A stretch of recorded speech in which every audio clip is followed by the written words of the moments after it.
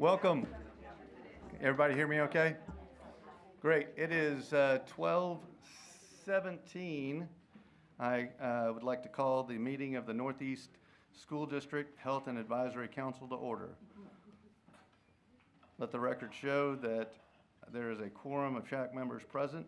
This meeting is in compliance with Section 28.004 of the Texas Education Code and applicable board policy.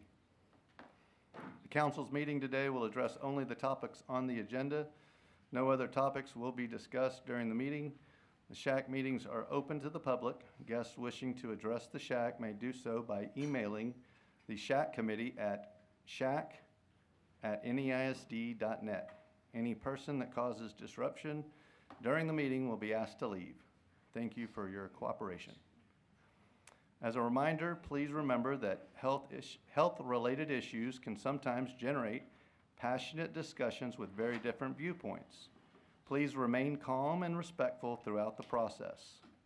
Please listen carefully with an open mind to identify critical facts and statistics that should be considered in decision-making rather than over-relying on opinions and emotions. Please keep the NEISD student health as your top priority to help discussions stay on track. With that, the first item on the agenda today is the approval of the minutes from February 14th, 2024. All right, I'm sorry. Okay, the motion was made by Debbie.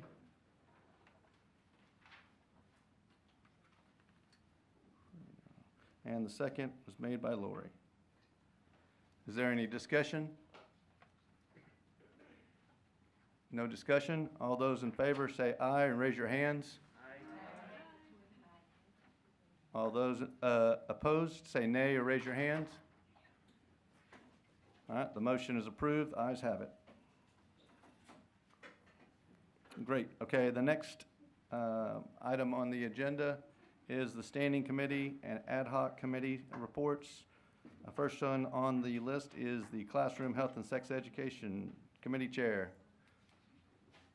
Tony, while he's making his way, will you recognize our Madison barbecue team, please? Yes. Hey, Tony, Yes. Can I? Oh, absolutely. Listen, y'all amazing. I said this to them back there. Yes, give them a bigger applause. Listen, seriously, like, I said this to them privately, like if y'all had a restaurant, I'd go there every day for lunch before I would go to Black's or anybody else's. Like, seriously, listen, that's the best lunch I've ever had. So just one more big round of applause for Madison. You guys did great. Okay, do I really have to do this? So Madison. Okay, yes, I was going to second the motion. Yes, your barbecue is great. Thank you very much for everything that y'all did. And I guess I'm going to have to put this on record. Madison played a good game last night in softball, and they outscored Johnson by a few runs. And so congratulations for those ladies that played softball. Thank you very much for everything that y'all did for us, providing the lunch for us. He meant to say that they beat them. They beat them. Hello, everybody. Ben Elliott, chairperson of Classroom Health and Sex Ed. Just here to provide a standing committee update. Since our last SHAC meeting on February 14th, we approved the maturation recommendation to be brought before the Board of Trustees, which was brought before the Board of Trustees and approved. So the elementary maturation curriculum is board approved, and moving forward. Since that date, we began working on the 8th grade curriculum. In that effort, we have so far worked through 2 lessons. The first 2 lessons of choosing the best 8th grade have been approved, and we're about halfway through lesson 3, which will complete this Friday, and moving into lesson 4 with the goal of being able to complete our recommendation for the 8th grade curriculum hopefully by the end of April, if we have any luck, and then get it brought before the Board of Trustees and the SHAC. That's it. That's really everything new. Great. So. Thank you, Ben. Okay, next, physical and fitness and physical activity. Lori, can I get Lori the microphone, please, Brandon?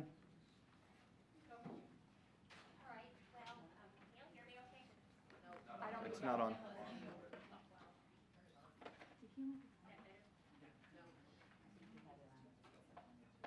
How about now? Okay. So I think most of y'all know that on March the 4th, we made a presentation to the board concerning the increased recess time, not only increased time, but split into two. It was approved by the board, and hopefully next year the students will get to benefit from that. Just something that's kind of stuck to me that I've heard a couple of times that I feel like it's not in context with this. It has been said that it's taken us 4 or 5 years to work on this. That's true, but not true. With COVID and then with the restructuring of SHAC, and as y'all all know, work that we've had to do for Chase has kind of pushed it out. So I felt like that was, to not bring that to light was being a disservice to not only our committee today, but the committees of the past. So thanks so much, guys.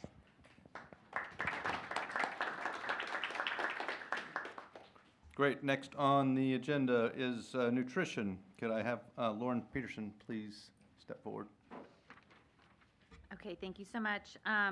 So we had an opportunity to meet, and as you guys remember, we met with Araceli Dominguez and really were able to kind of pick her brain on what some of the biggest issues are when it comes to addressing nutrition in Northeast ISD. And one of the struggles that we have and are trying to get our arms around with on the nutrition committee is that addressing food insecurity is a huge issue for our district, but it is so unique to each campus, and it is oftentimes very much volunteer driven. So to try to ask a PTA that's already doing so much can you do more, is not what we're trying to do. So we are working very hard to make sure that we're able to put forth some items to the school board that the district can kind of get involved and help to pursue as well. But again, the district is limited to because of funding. So these are the things that we're struggling with as we're putting forth ideas. But one of the things that we want to do as a committee is connect with the Churchill PTA Food Pantry Committee to discuss the successes for their program and maybe take those learnings and share them. We also want to reconnect with Araceli Dominguez, who is the woman we initially met with, the head of family specialists, to find out how the San Antonio Food Bank distribution is going at Lee High School. I believe tonight they're having their 3rd distribution. So hopefully we can hear back.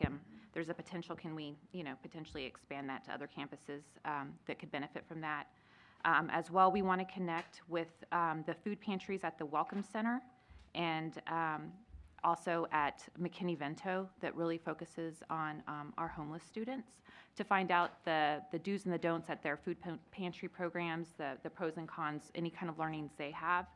And then we also want to connect with the PTA Council to find out what individual PTAs are doing on their campuses to address food insecurity, and is it beyond food pantries, inclusive of food distributions for the weekend for some of our elementary students. What are they doing?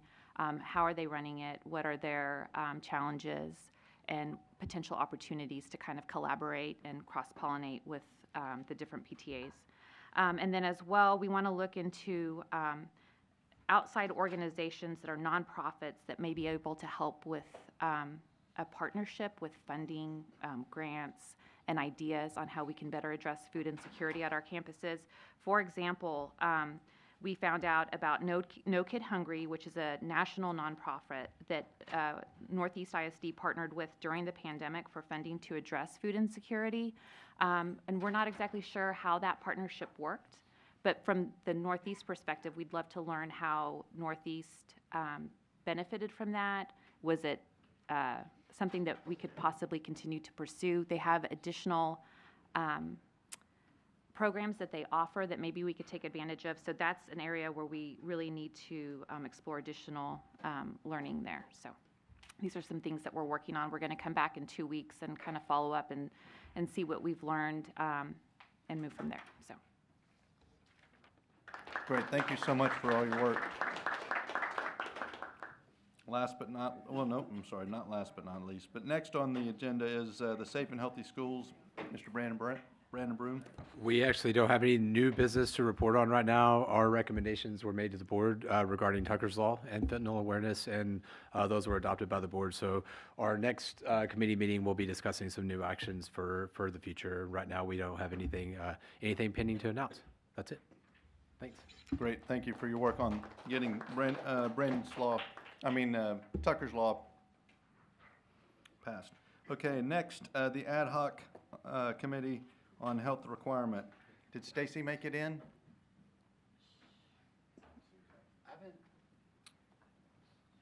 I haven't seen her, and I'm not sure if did she ever say for sure if she was going to try to come? I don't know if she.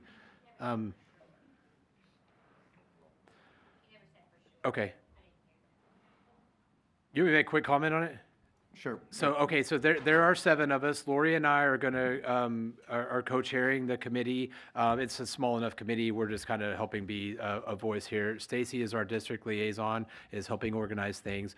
There was an email that went out yesterday, and we'll make sure that gets sent again. We wanted to give everybody on the SHAC a chance to voice any questions that they might need as it pertains to the health class. This being the health class as is, with the mandatory requirement, do we offer waivers? How is that going to be handled? We will assemble as much data as we can and bring that back to the full SHAC for a presentation and a vote.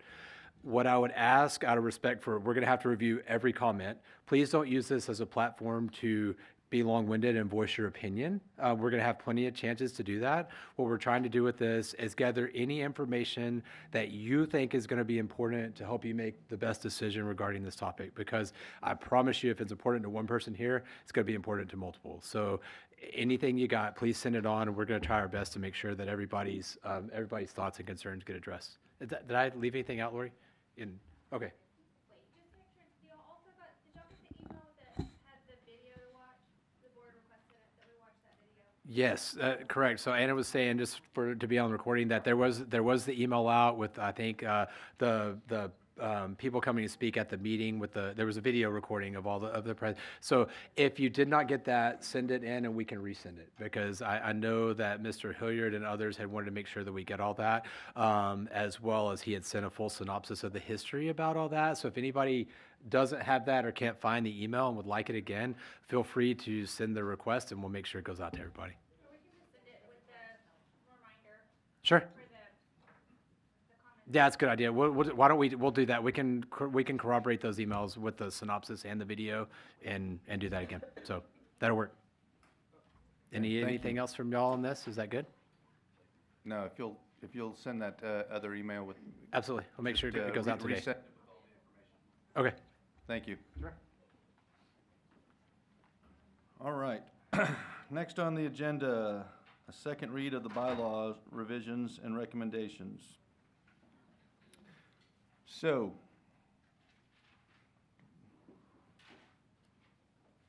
do we have the information that we can pull up, Jen?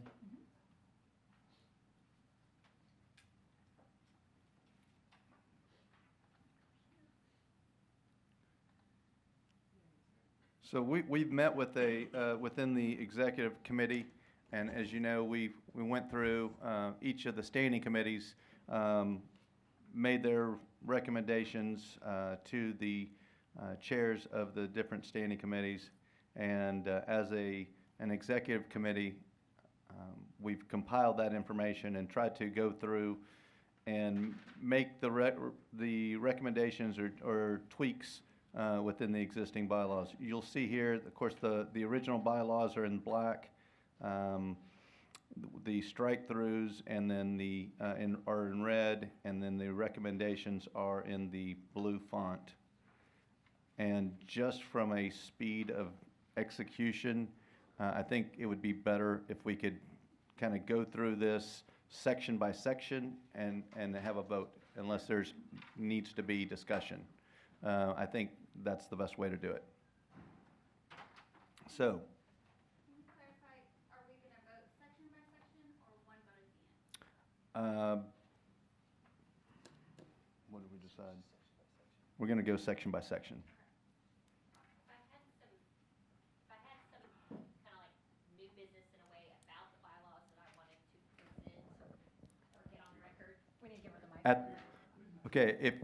If you had a question on something that is not a part of the bylaws, that needs to be revised, wait till that section. Okay. And then that can be, we can have that as part of the discussion. Okay, If that's amenable to you? yes.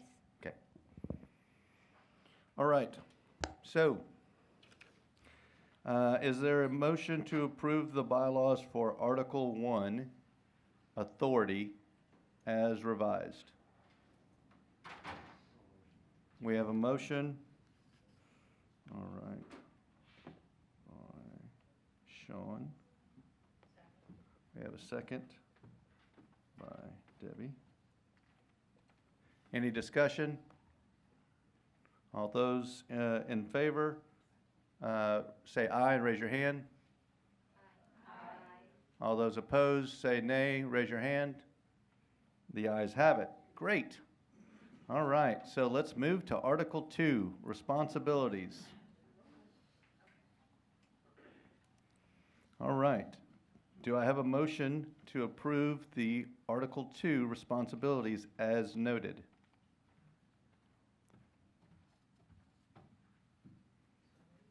We have a motion by, let's see here, I'm gonna run out. Okay, great, all right. By Debbie. Do we have a second? All right, Brandon? Any discussion? All right, all those in favor say aye, raise your hand. All those opposed say nay, raise your hand. We have one nay, okay, thank you, the ayes have it. Do I need to have an actual tally?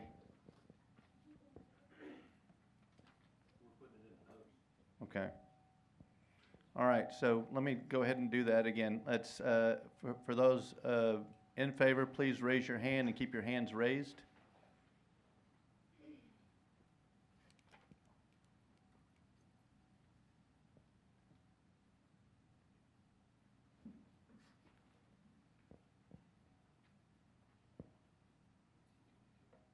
I saw 24. All right, 24 ayes. And for those against, please raise your hand with the nay. One, thank you. The ayes have it. The Section 2 is passed. Okay, next. Article 3, Meetings. Do I have a motion? Excuse me. Do I have a motion to approve the Article 3 Meetings section as noted? Motion to approve. We have a motion. Do we have a second? I have some discussion. Oh, discuss, okay. Do we had a second, Marisol? Or, okay. We have a second, okay. Brandon, okay, discussion. This really would pertain more to the standing committees in the meetings, and this is sort of new. There's always sort of been an understanding or a spirit of at the standing committee. Well, we'll start. The full SHAC committee meetings are open. The standing committee meetings are closed. So the question is, closed to who? It's always sort of been the public. I guess. And so my question is, who are they closed to? As of recently, there has been some board members that have attended some standing committee meetings. That feels a little intimidating, perhaps, and could be construed that way. And so I feel like standing committee meetings are supposed to be kind of an open dialogue between the members and to feel comfortable in them. And I question on whether when you have, certain people there, that maybe that wouldn't be such an open discussion. And I know our bylaws don't have anything in them, and it's who they are open to, and who are they closed to. And I guess I should put in there, a board member has come in the past if invited. Do we need to have something like that in our bylaws? That's a great question. Obviously, we have to keep in mind that the bylaws are I guess, a guideline that can make us as a SHAC and as the standing committees be more effective. And so if the addition of someone new, even though that they could be a board of trustee or someone else, like you said, that could potentially hinder or at least limit some of the open discussion within that standing committee. So it's a valid point. Is there, do you see, is there I guess, a specific section where we could add verbiage as a friendly amendment? Yes, ma'am.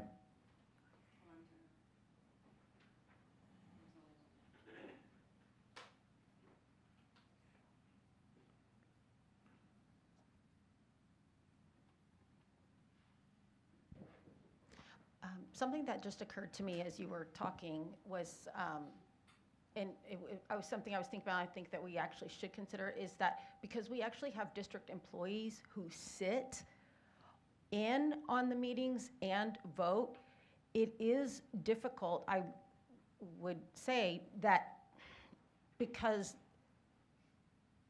the board member is present, they're witnessing and knowing the vote. And then after the things that had happened, and I'm just trying to put all this in perspective so that anyone in any situation could understand that dilemma. If the district people are present and they are to vote or abstain or whatever it is, I think we do need to remember that they are still employees whose contracts are beholden by the approval of the board. And I believe that no matter what position you're holding, we have to respect the position of the employees in that situation. I was there, I bore witness to what happened. And I think that you deeply need to consider that this is their livelihood. This is what is being observed and witnessed. And for no other reason, I think you at least need to consider that this is their profession.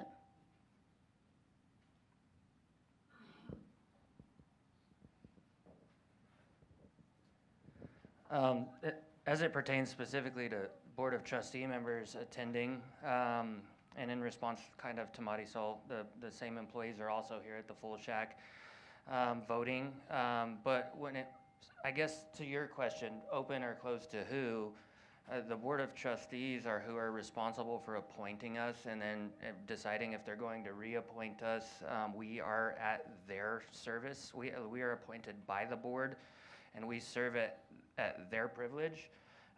So I would not see any reason why it would be expected that the board not be fully, for it not to be appropriate for them to observe the workings of SHAC, including the standing committees. Because I mean, by extension, standing committee work is SHAC work.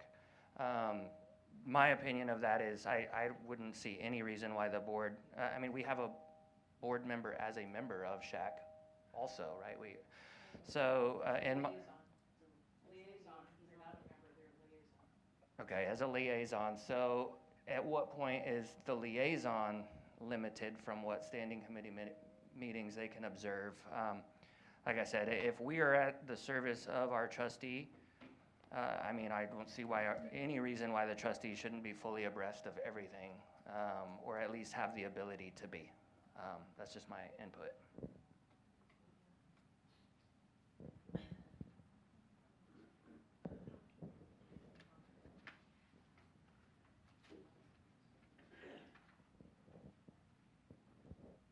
I think it presents a really unique power dynamic where SHAC members could feel intimidated to vote a certain way or to say or not say things a certain way based on the board members being there.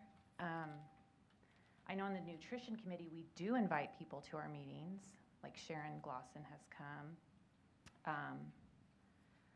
But when we do that, we also decide as a committee that we would like to bring this person in. And so is it then up to the standing committee to say, oh, we would like this board member to be present or not?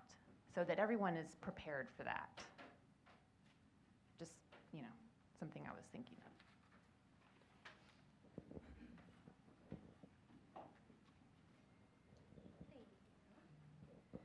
Yeah, I agree with that statement about power dynamics, and also whatever is discussed in standing committees, only what is agreed on is shown to the full SHAC.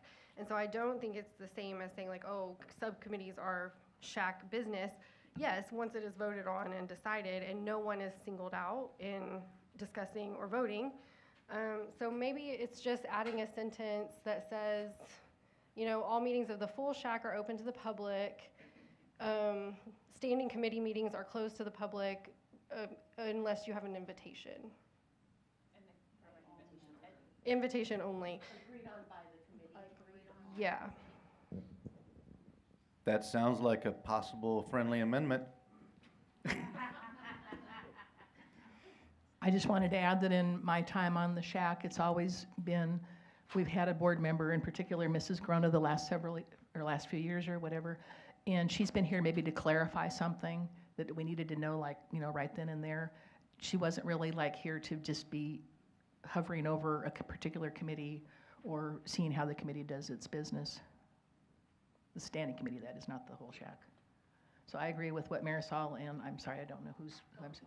Bonnie.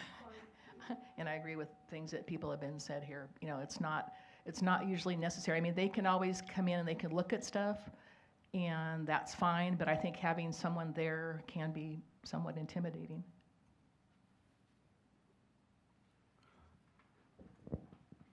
So, Bonnie, would you mind? Oh, sorry.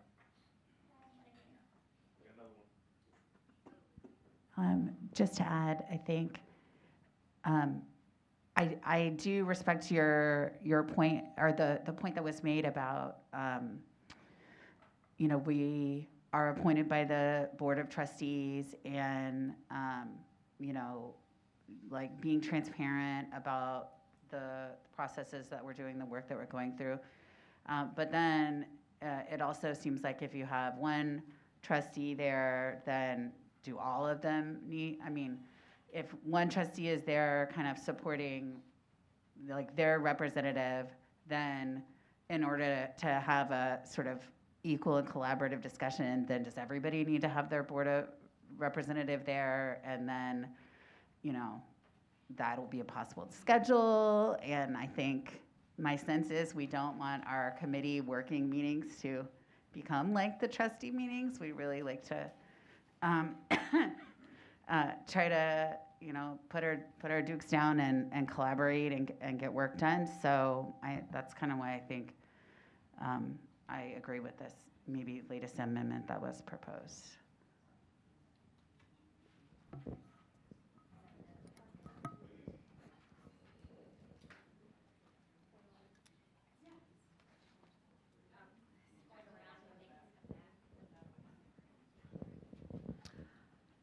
I don't see taking away the Board of Trustees' right to attend these meetings if they're invited. I think they can provide valuable information. I think we're all adults. If a vote needs to be taken, it can always be taken secretly. They don't have to see the vote or even the results. But I answer to my Board of Trustees, and I feel like she should have full transparency and what my beliefs and what I say, if it's warranted. We haven't had a Board of Trustees come to a meeting yet, or even asked to come to a meeting. So why would you limit the occasional visit if the Board of Trustees wanted to attend? I just don't see that happening. It's like, it sounds to me like you want to do everything in secret and then just provide a report at the full SHAC meeting. I don't want to lock them out.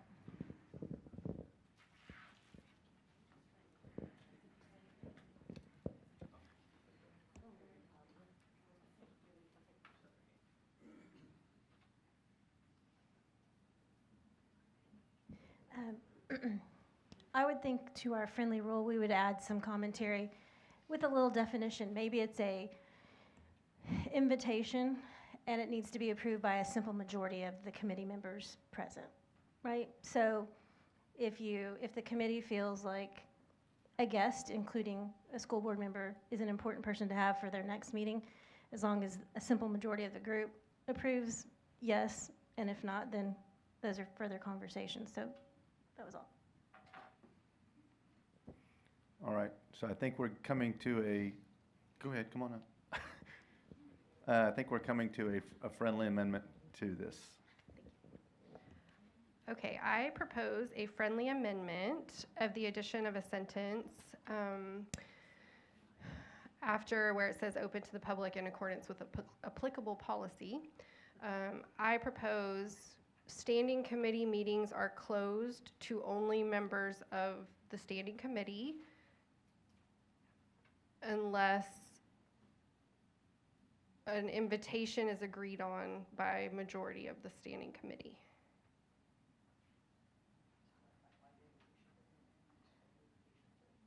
Oh. Invitation to anyone that's not on the standing committee?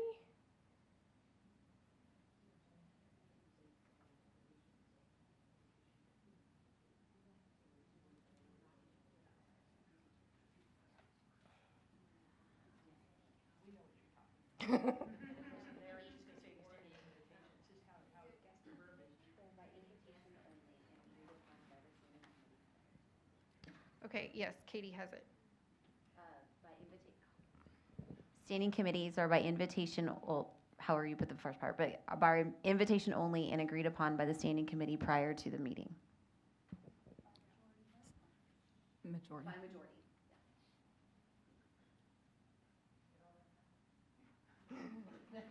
Would you please repeat the question? Yeah, do you mind? Are by invitation only and agreed upon by the majority of the standing committee prior to their meeting.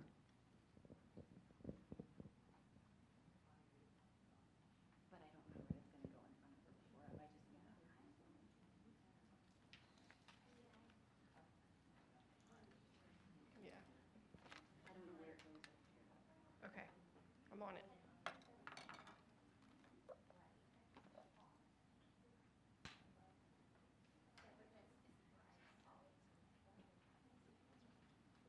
Okay. Yes, yes, ma'am. Hold on, I'm coming. Get my steps in so I can beat Katie.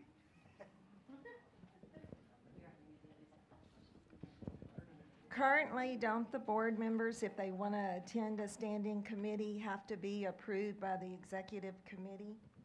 Or Jennifer? It was my understanding that if a board member wanted to attend a standing committee, that it would be, they would have to get approval from the executive SHAC body, or is There's it nothing in the bylaws liaison? that state that. That's why we're reviewing it. Bylaws or BDF. So, Okay. Thank you.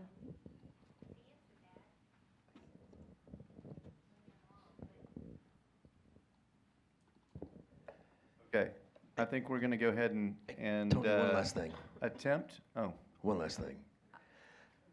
No, seriously. We clearly are not having any problem discussing what we think about this openly right here, and they're in the room. Why do we then have to have them in the standing committees by invitation? If, like, I mean, we've been going around the room, passing this mic around, and also they've been voted into those positions by people that we're to be representing as their voice. And they're volunteers just like us. And so I just thought that out as consideration.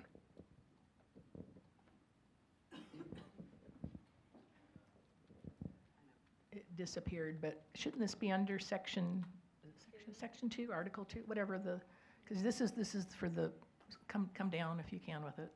Who's doing that, Mitchell or Me. Jim? Sorry. You're saying, This is like for section 2. No, that, Article 3, Section 2. right there, in the blue.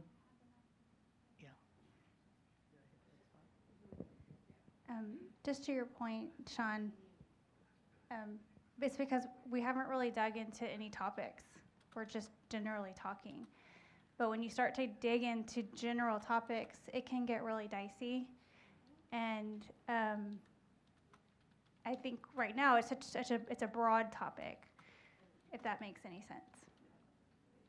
So that's the difference.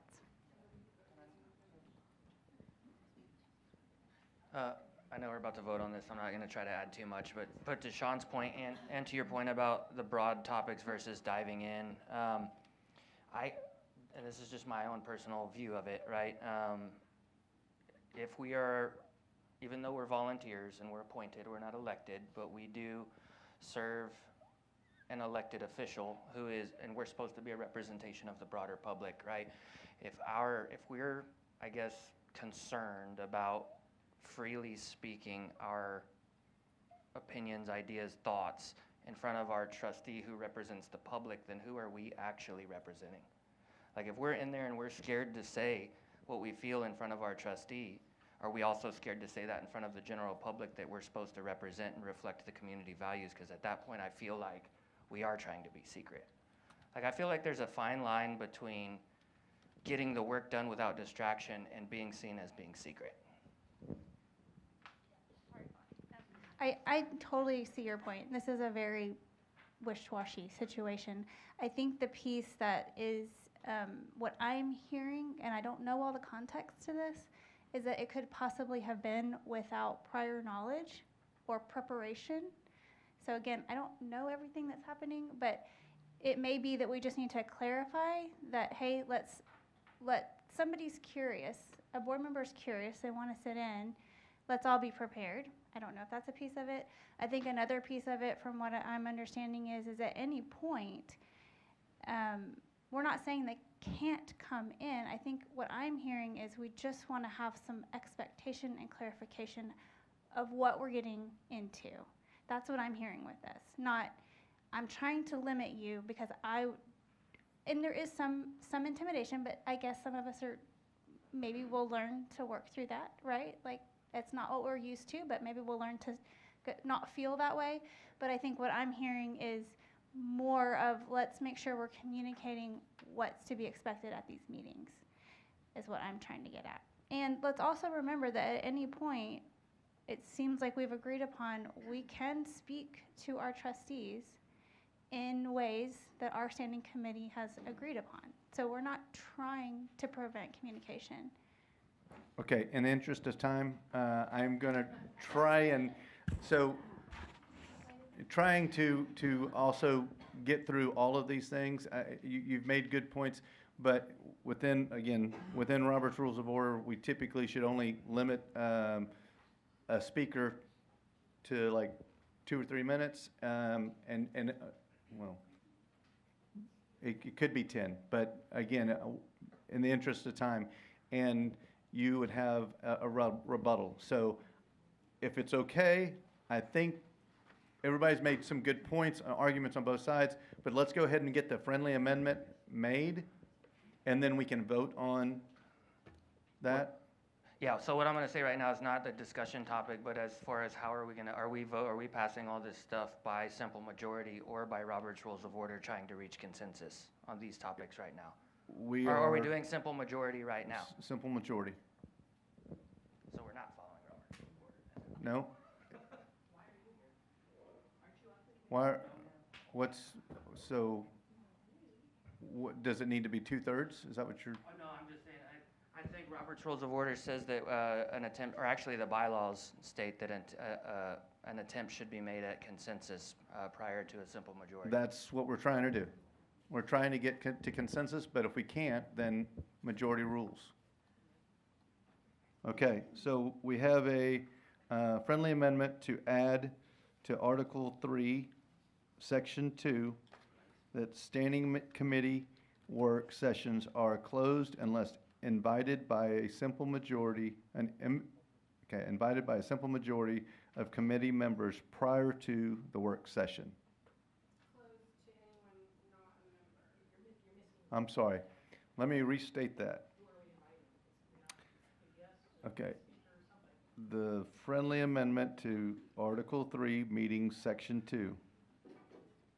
Standing committee work sessions are closed unless a guest is invited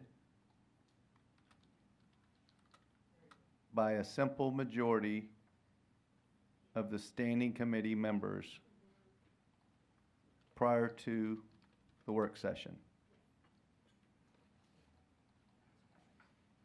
So I accept that friendly amendment? Or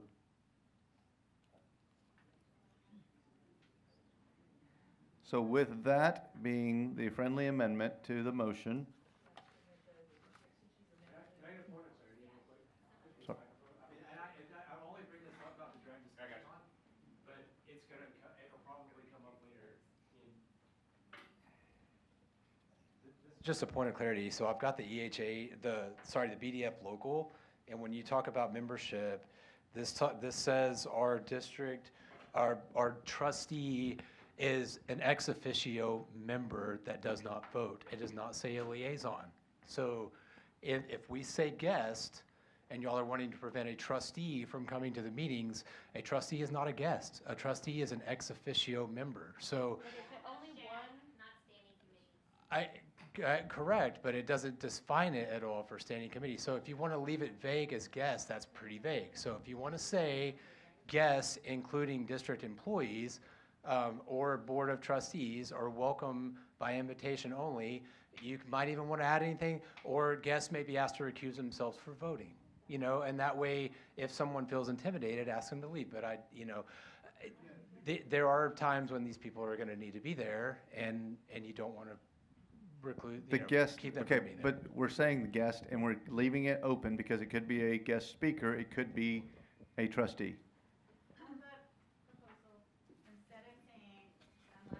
Got to have a microphone because of the recording, sorry.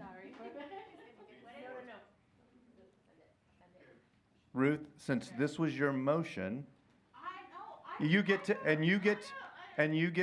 accept the friendly amendment. Oh, awesome. What if instead of saying unless a guest is invited, we say standing committee work sessions are limited to committee members? I didn't touch anything. There we go. So are limited to committee members. Yeah. Yeah. And then that clarifies, that it's those committee, that committee Since it's your members. motion, and this was the Yes. friendly amendment All right, to I your accept. motion. Thank you so much for You pointing can that out. accept it?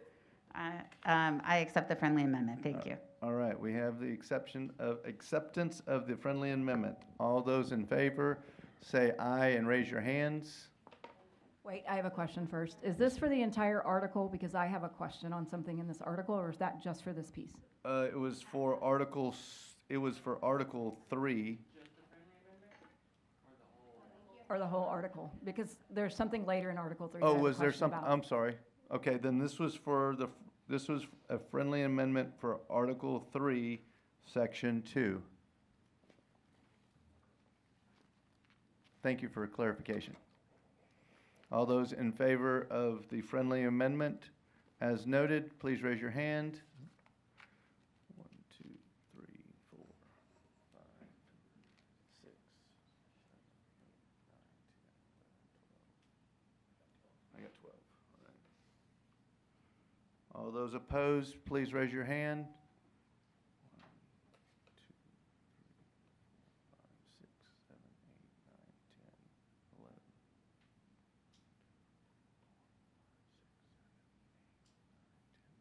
11. 11. All right.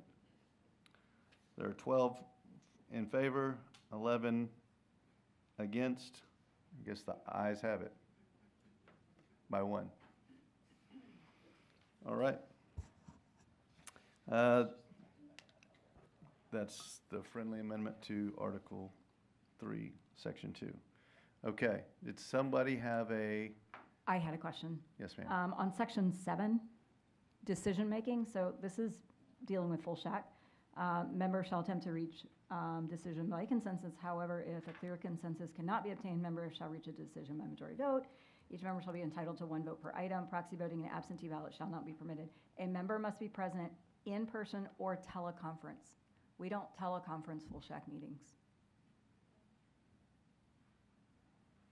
Okay. So we can strike through the, yes, or teleconference to vote.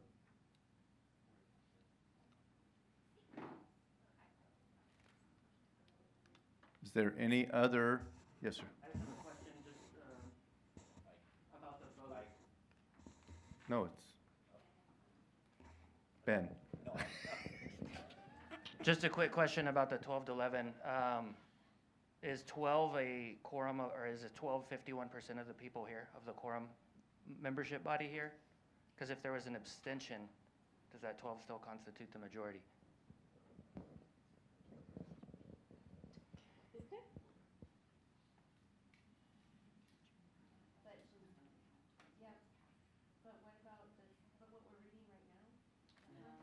So abstentions don't count as a vote cast. So if it was Does it not, does it still have to be a majority of the present members? a vote cast, so, That's what my yeah, 12 and 11 is 20, what is 23? So a majority would be 12, right? Because 12 and 12 would make 24. My question was, does it have to be a Yeah. majority of the membership present? Okay. We have 27 people, or 27 votes. No. 12, If it was 12 to 11, you had 23 votes cast. and you're right, 23 votes, but then assuming that 4 abstained.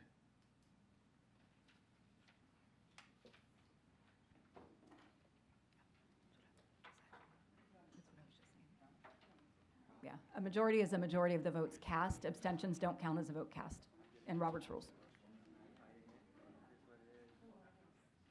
Okay, so there's 23 votes cast. So that's what my question was. Yes, sir. Yes, sir. Okay. So is there any other questions on any other sections within Article 3 So the- besides Section 7? So that we can try to get things moving forward. Okay, no questions. All right, is there a motion to strike the or teleconference to, from Section 7 of Article 3? We have a motion, we have a second. Okay, that was Sean, motion, and Debbie. Any discussion on striking that? Okay, no discussion. All those in favor, raise your hands. Say aye. 1, 2, 3, 4, 5, 6, 7, 8, 9, 10, 11, 12, 13, 14, 15, 16, 17, 18, 19. Okay, all those opposed, raise your hand with nay. I got 19 to 0. All right, 19 to 0. The motion passes. All right, on to Article 4, membership. Did we just pass the whole Article 3? Yes. Oh, I'm sorry, I did, you're right, I did section. You're right, I did section. Okay, so with that, with the friendly amendment to Section 2 of Article 3 and the revision of striking or teleconference in Section 7, do I have a motion to approve Article 3 with those changes?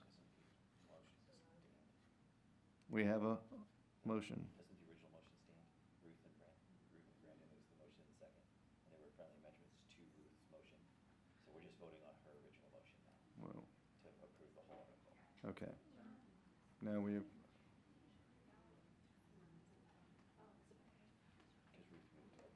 Okay. friendly amendments to it. And now we're just Okay. finishing the vote for Ruth. I apologize. All right, so Ruth was kind enough to make the original motion of Article 3 meetings, and Brandon was kind enough to second it. We have now made some friendly amendments, so we are going to vote on the full approval of Article 3 meetings. All those in favor, raise your hands and say aye. Please keep your hands up. This is for the full Article 3, all sections. Please raise your hands and keep your hands raised. 1, 2, 3, 4.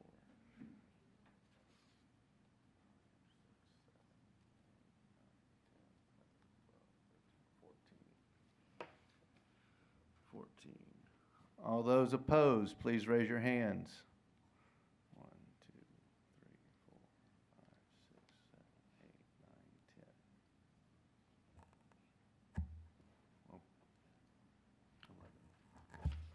10. Okay, the ayes, all those in favor were 14, all those against were 11, so the ayes have it.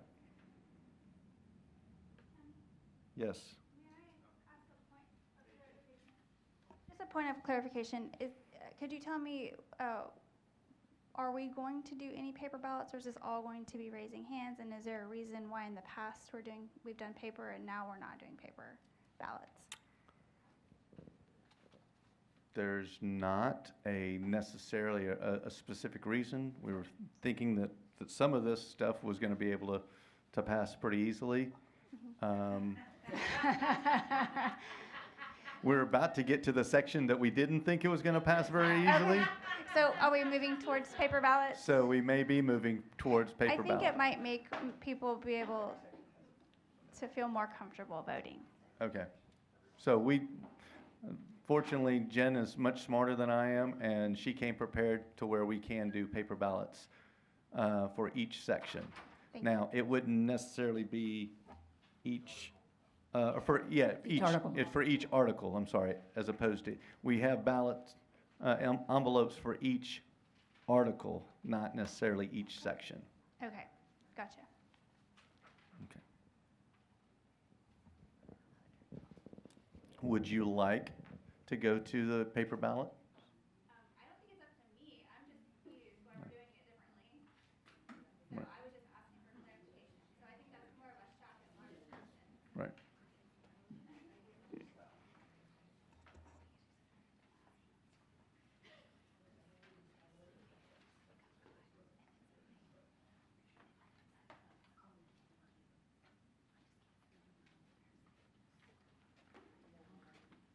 All right, I think obviously we're trying to get to consensus, and if we can't, then maybe we do need to go to the paper ballots. Does that seem, again, I don't think it makes a difference. It doesn't make a difference if I'm saying going forward, so. All right, so thank you very much. Next article is Article 4, membership, and I believe this is the one that a lot of conversation came up. And so what we've decided to do as an executive committee is allow this one to stay intact with all of the notes that we added and kick that back to the Board of Trustees and let them decipher through it. Because we would be here till the cows come home, discussing it back and forth as to what people's opinions would be on that whole section. So we as an executive board moved to just kind of table this with all of the comments noted and allow for it to kick back that whole section to the Board of Trustees and let them go through and again, they determine who they pick and what they classify us as servants for the NEISD. And so we kind of felt like, some of us felt like, hey, we shouldn't dictate to the Board of Trustees as to how they should classify us. And so we're going to just kick that back unless there's any discussion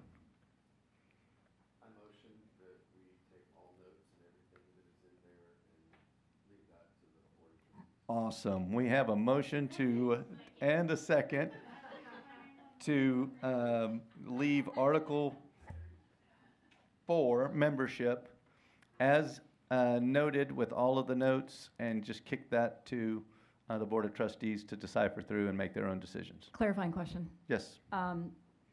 Executive committee added 2 things that are in blue that aren't in notes. Oh, shame on them. Oh, Shame on them.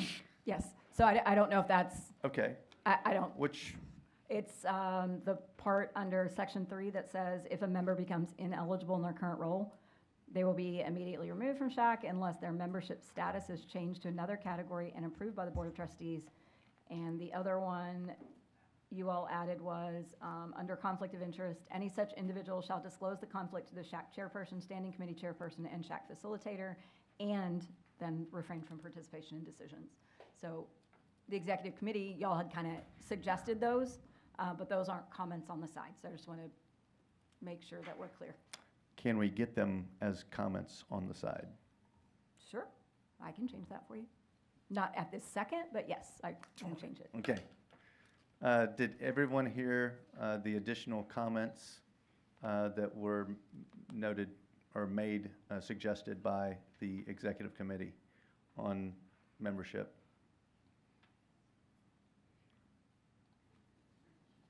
Okay. So, we have a motion, we have a second. Do we have any discussion?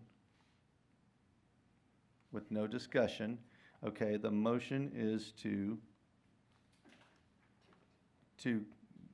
take Article 4, membership, as noted with the additional notes that are from the executive committee, and send all of that to the Board of Trustees for them to make their decisions.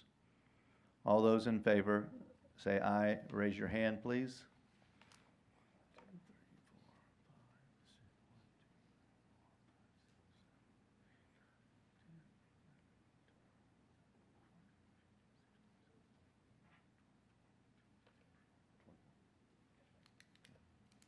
All right. And all those opposed, please raise your hand. Okay, the ayes have it, 24-0. Let's see, Ruth did. Yeah. All right, great. Thank you very much for that. Next section is Article 5, officers.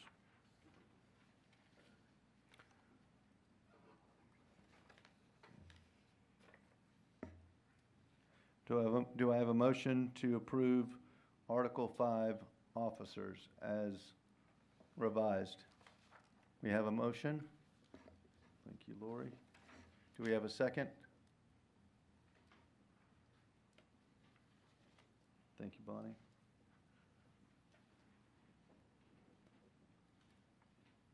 Is there any discussion?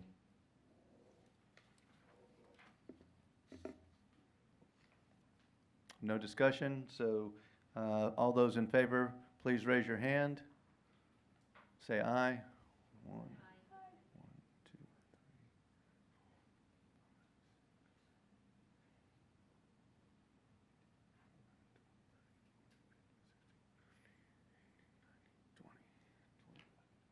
Okay. Oh, I'm not counting you, sorry. 20, okay. All those opposed, say, raise your hand, please. Say nay. Okay, the ayes are 21, nays are 20, so Article 4 is passed. Or Article 5, officers is passed. Great, thank you. All right. I'm sorry? How many nays? I said 21? 20. I'm sorry. 24 ayes, 0 nays. I'm sorry. Sorry about that. Yeah, I have to take my shoes off every once in a while, count. Okay, on to Article 6, Executive Committee.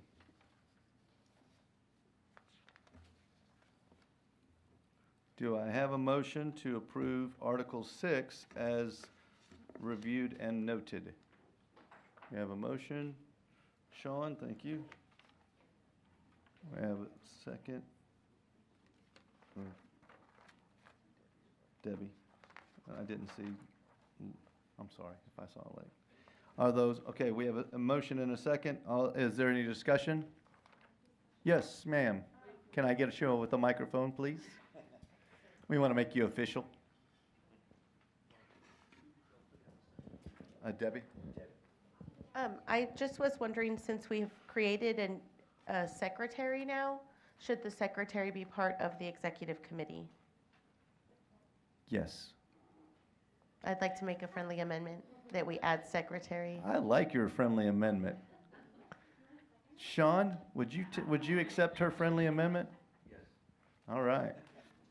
Great work. Is there any other discussion? Okay. So we're voting on Article 6, Executive Committee, with a friendly amendment to add the secretary as part of the Executive Committee. All those in favor, raise your hands and say, or all those in favor say aye, raise your hands. 1, 2, 3, 4, 5, 6, 7, 8, 9, 10, 11, 12, 13, 14, 15, 16, 17, 18, 19, 20. All right. All those opposed, please raise your hand. Okay, the ayes have it, 21-0. Great, thank you very much.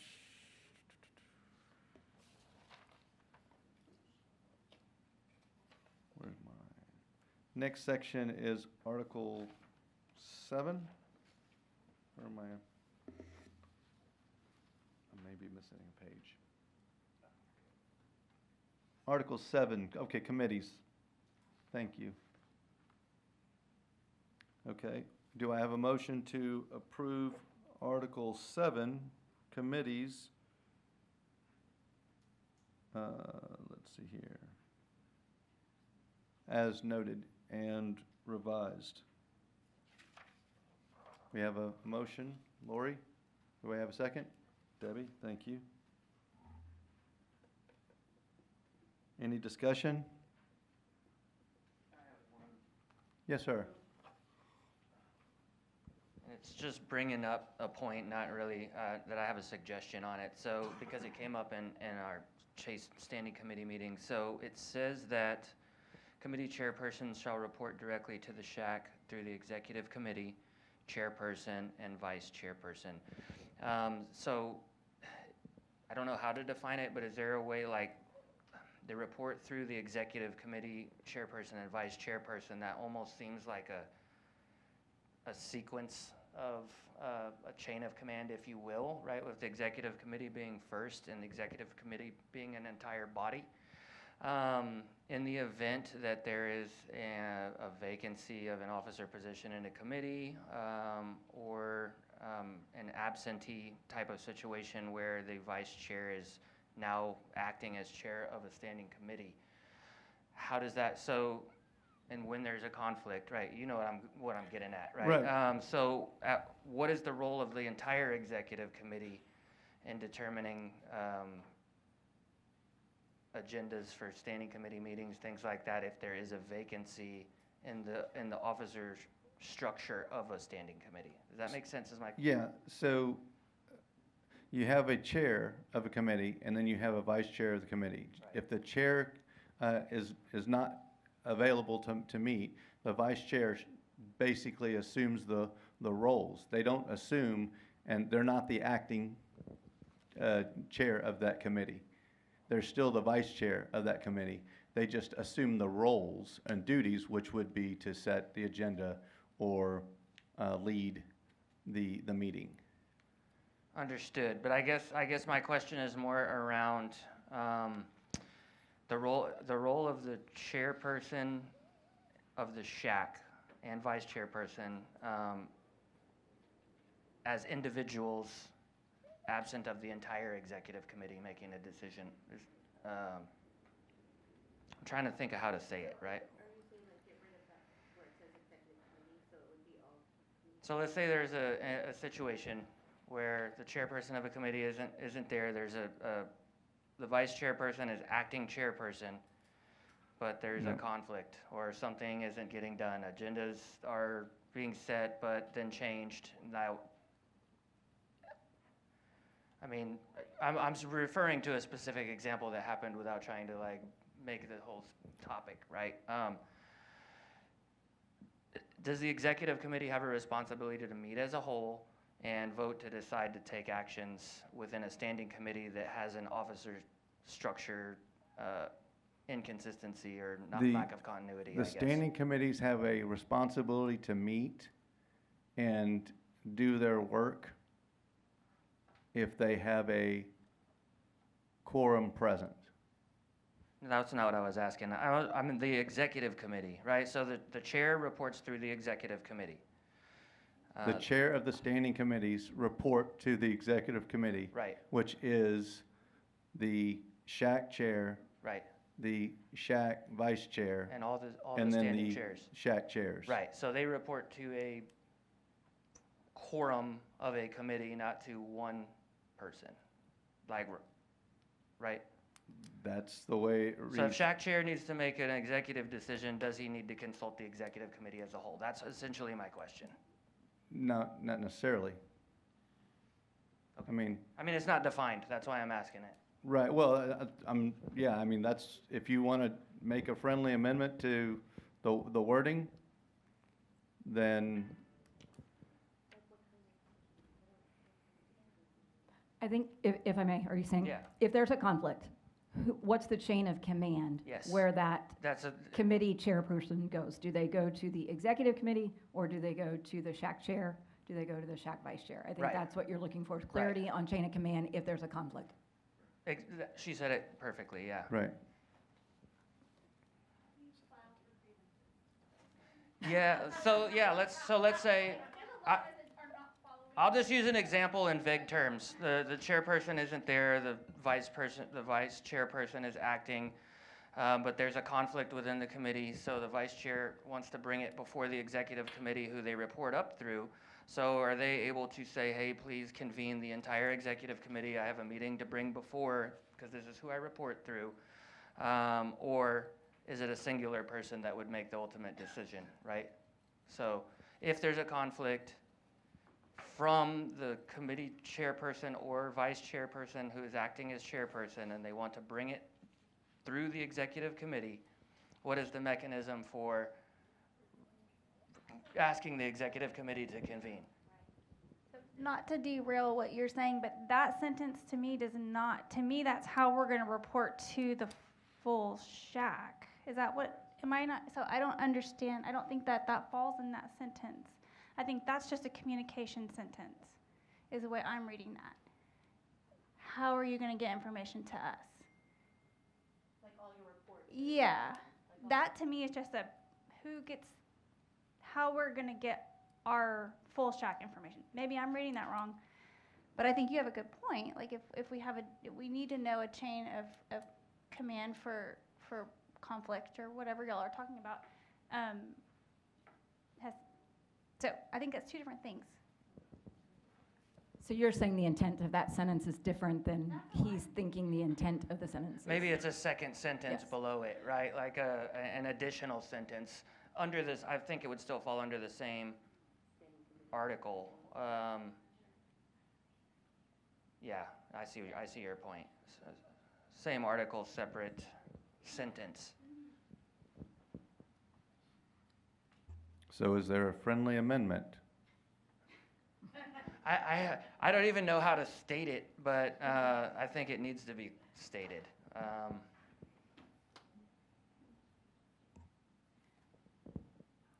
Would yours then start in the event of a conflict and then go from there?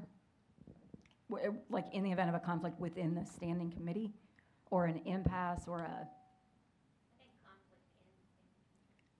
Yeah, I think that sounds I don't fine. know what the rest of it says, but Well, that might be how it starts. Yeah. But I feel like it needs to be separate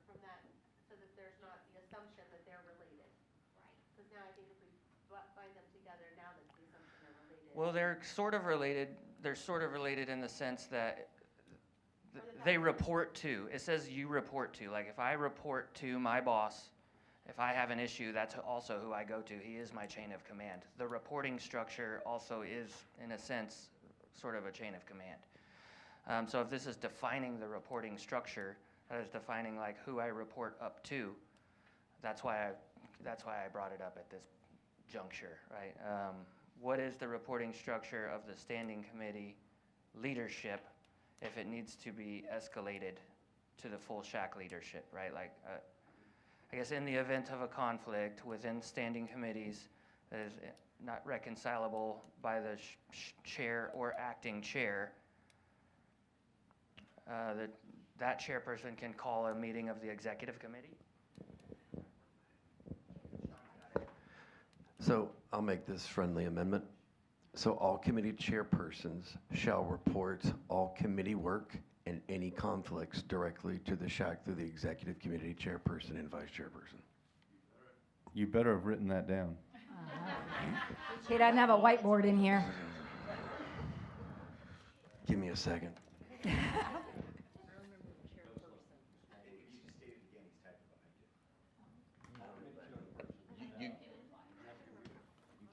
Oh, here, I can. Wilson. Oh, there you go.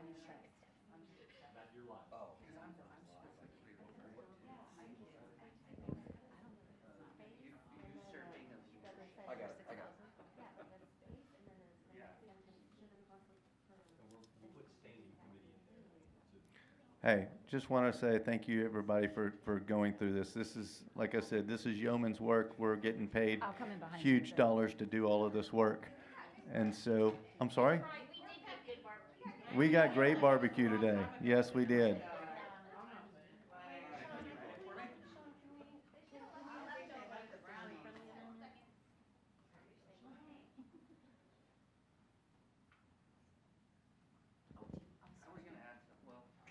So, as a potential second option to Sean's well-crafted sentence, if there's still the thought that they're two separate thoughts, reporting to and managing conflict as two separate topics. Maybe leaving the sentence as it is originally worded, but then adding a second sentence that says the standing committee chairperson or vice chairperson acting chairperson may request. No, it's not acting. What is it then? It's vice chair. Vice chair is acting as the chair in the absence They're of not the chair. acting as they're two fulfilling the completely duties of. different. There's the chair and there's the vice chair. What happens if a president dies? In the absence of. What happens if a president dies? The vice president is now acting president.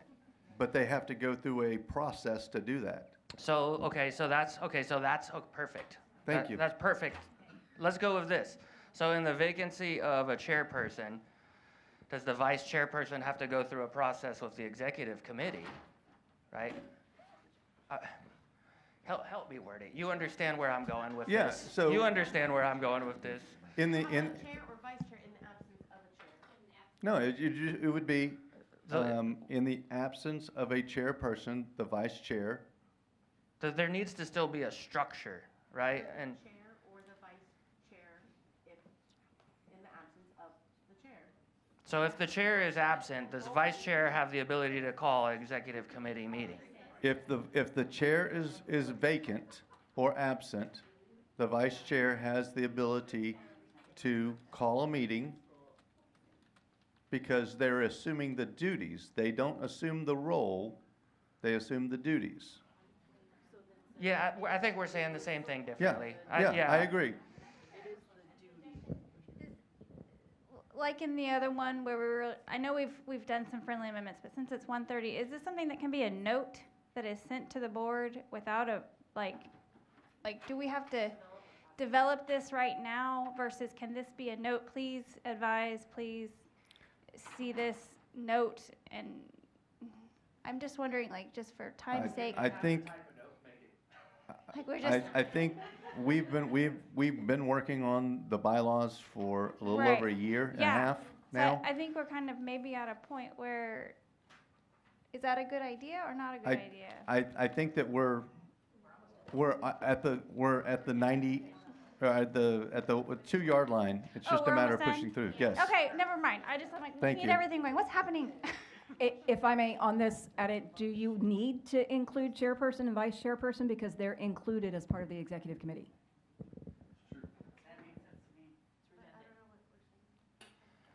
Well, and the reason I brought it up, Jen, is because I think that because it says all three, and I think it leaves it to where, like, it could say, hey, I report to the executive committee or the chairperson or the vice chairperson as like a list.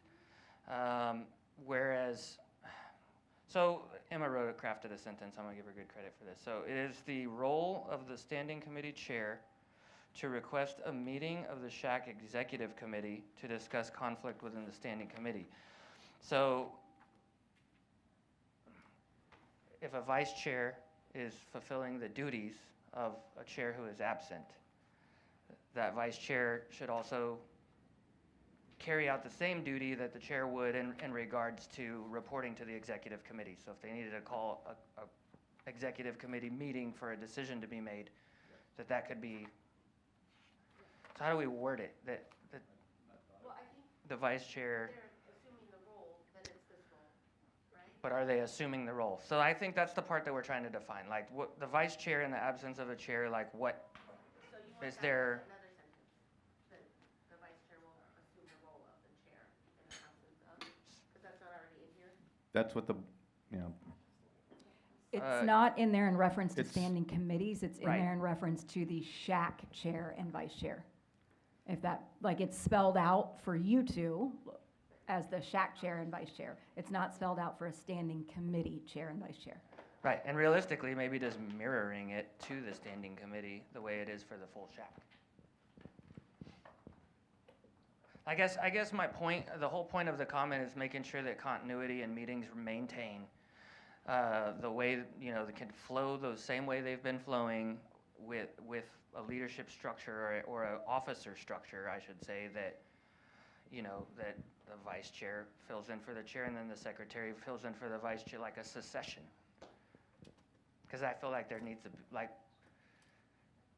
it wouldn't be a conversation if a need for the conversation hadn't have arose, I guess. You know what I mean? Like a secession plan. A secession plan, I guess, is what I'm getting at. but there's not a secession plan. We might secede. All right, so you were making you're making a friendly amendment to Article 7, standing committees, that Lori was kind enough to motion. The addition is to add all standing committee chairpersons or vice chairperson in the event of a vacancy of the chairperson shall report all committee work or any conflicts to the executive committee chairperson and vice chairperson. I move for that wording. Can I add SHAC in front of these two? Yes, please. We're talking about a lot of different. We're going to include SHAC chairperson and SHAC vice chairperson. So that's the friendly amendment. Would you accept it? Lori? Okay, Lori accepts. She accepts.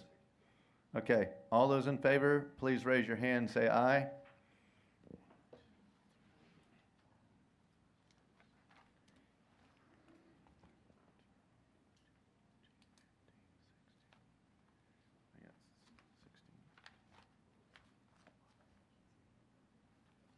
Please raise your hand again. I'm sorry. Okay, can I add my?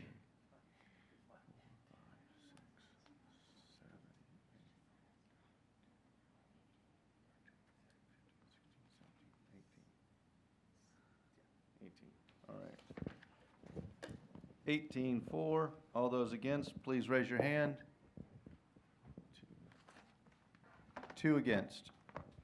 All right. The ayes have it. And moving gosh darn it. Moving to Article 8, Facilitator, the great Jen Aguilar. I actually have a friendly amendment on this one. Okay? Just since you added a secretary, it repeats the statement on C, recording and preparing minutes of the SHAC meeting. So that went to your secretary, so I would suggest just scratching that, but scratched. leaving serving as custodian of all SHAC records. That part needs to stay. Or could we add in the absence, leave it and say in the absence of the secretary? Absolutely. Something to clarify that they're not both doing the same thing.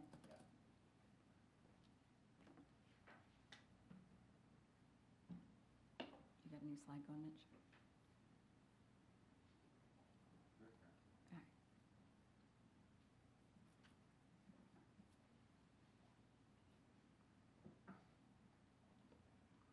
Okay. All right. Do I have a motion to approve or do I have a motion to approve Article 8, Facilitator, with the change on Section C to read, in the absence of the secretary, they will serve as custodians of all SHAC records.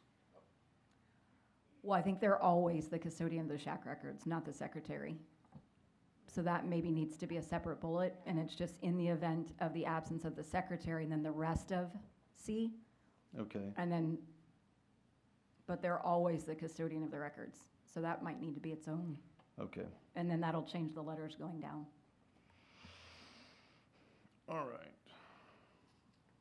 So, We could get away with. let's change. We could get away without changing it. In C, in the absence of the secretary, recording and preparing the minutes of all SHAC meetings, comma, as well as serving as a custodian of all SHAC records. It splits it and it puts it in the same sentence. But that still has. Too much? Would it, or could we just put recording and preparing minutes of all SHAC meetings in the absence of the SHAC secretary and serving as custodian of the SHAC records? I do like Katie's, just put custodian first, and then the rest in the. Oh, yeah, that could work too. Just flip flop it. Flip it. So like custodian of all SHAC records would go at like C, custodian of all SHAC records, period, in absence of. Okay. So, do we have a motion? Do we have a motion to approve Article 8, Facilitators, with There it the is. change on Section C to read, serve as custodian of all SHAC records, and in the absence of the secretary, recording and preparing minutes of all SHAC meetings? We have a motion. All right. Thank you, Sean. Debbie? Sean, motion. Debbie, seconds. Any discussion? No discussion. All right. All those in favor, raise your hand. 1, 2, 3, 4, 6, 7, 8, 9, 10, 11, 12, 13, 14, 15, 16, 17, 18, 19, 20, 21. 4. All those opposed, please raise your hand. 0 opposed. That passes. Thank you very much. And Article 9, Parliamentary Authority. There were no changes. All those, do I have a motion to approve? We have a motion. Debbie, we have a second. Lori, any discussion? No discussion. All those in favor, raise your hand. 1, 2, 3, 4, 6, 7, 8, 9, 10, 11, 12, 13, 14, 15, 16, 17, 18, 19, 20, 21. Okay, I have 24. All those against? 0 against. Thank you very much.